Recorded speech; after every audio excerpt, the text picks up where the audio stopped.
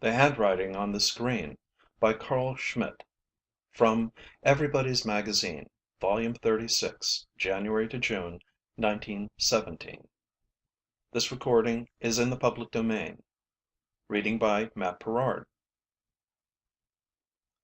There are those who contend that the ideal screenplay will be acted from beginning to end without a single subtitle of comment or explanation. Douglas Fairbanks thinks differently. No sooner had he disposed of his court troubles, a suit for violation of contract, than he engaged at once an expert subtitle writer, Anita Loos, to do the scenarios for the pictures he is to bring out himself. "Time and again," said Mr. Fairbanks, "I have sat through plays with Miss Loos and have heard the audience applaud her subtitles as heartily as the liveliest scenes. This has convinced me of the great value of the kind of work she does." Miss Loos took up subtitle writing largely because it was found that her scenarios, when filmed or shot, as the movie phrase has it, had lost much of their originality. It was generally agreed that her scripts were better than the pictures they made.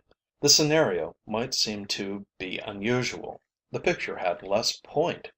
Bit by bit, parts of the scenarios found their way onto the screen as subtitles, and thus an incidental part of Miss Loos' work began to dominate. During the run of a famous pantomime, backstage was said to have been made lively in the intermissions by the professional bickerings of performers whose work deprived them of speech. It was as if the actors needed this outlet for curbed tongues. Nor does the enforced silence of the screen make marionettes of the players who face the camera. Through their press agents, they not only talk much, but often in a new language. Most persons know something of this lingo of the studios. Many are familiar with the ghastly close-up and know that the director is a czar-like stage manager who can crush or create careers at will. Only to the initiated is it given to know continuity, locations, cut-ins, dissolves, fade-outs, iris in, titles, and subtitles. The subtitle has only been in vogue a few years.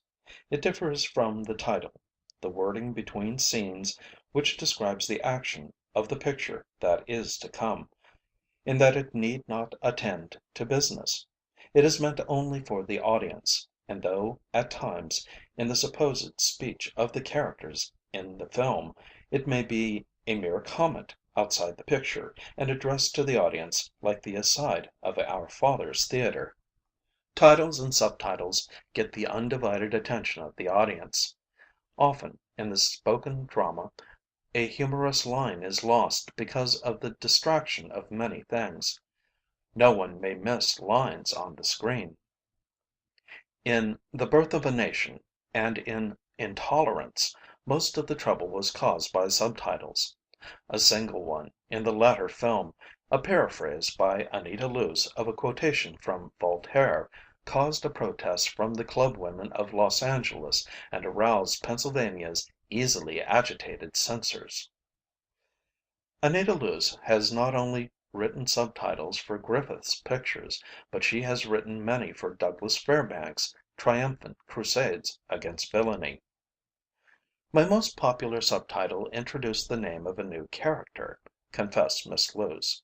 "The name was something like this: Count Zzz. Then there was a note. To those of you who read titles aloud you can't pronounce the Count's name, you can only think it." Thus it will be seen how little the subtitle need fit into the story. A subtitle writer wields an editorial influence, and like writing for the press, this part of writing on the screen is especially ephemeral. In the course of a Fairbanks film, Doug, as all the world knows him, quells a score or more of rioting workmen by telling them a funny story. This gave Miss Loos her opportunity to write in moving letters. "We'd like to let you in on this, but it takes Doug himself to put it over." In the lore of the theaters there is a tale that Officer 666, which went lamely in rehearsals, when played as a melodrama, scored a success on the first night because the actors changed the play to a farce. According to Miss Loos, this is not infrequently done in the movies. Often, a script intended for drama has become comic by the invention of subtitles that kidded the story. Miss Loos has not only written subtitles, she has written many scenarios. In fact, her introduction to the movies was through a scenario sent East when she was still a schoolgirl. Though it does not cover many years, the career of Anita Loos is full of surprises. "I began to write early," she confided, "and I think I have one distinction. The first things I wrote were for a New York newspaper column called All Round Manhattan, or something of the sort. I wonder would the editor have taken my work had he known I hadn't been out of California and wasn't destined to see New York until years later? I have always had a lot of first luck. I sold my first writing, my first vaudeville sketch, my first scenario. Just now I sold my first short story. Griffith put on my first scenario, The New York Hat, with Mary Pickford and Lionel Barrymore. I suppose I wrote 200 scenarios before I saw the inside of a studio, and until I went to see Griffith at the Triangle Studios on the coast, I was just an outside contributor.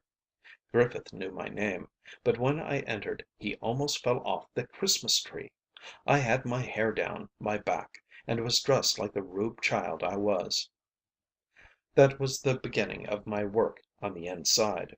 Since I have known something of the technical work, I have been more than ever convinced of the great possibilities of the movies. They have a wonderful future. Now they deal with trivialities. They will outgrow that. Then I guess I'll ease out. Now, I am never bored, but I would be if the movies hadn't come along. I lived in a small California town. I couldn't get away, though I threatened my parents with a runaway marriage as a means of seeing the world. I had read every book in the town library. When I had read all the English books, I learned French and German, so as to read the few foreign books that the library contained. It's no credit to me if I am well read. My reading has helped me in my writing, though I read not for information, nor for amusement, but, as Flaubert counsels in one of his letters, I read to live. That a subtitle and scenario writer who has grown up with the movies should know Voltaire and Flaubert is surprising.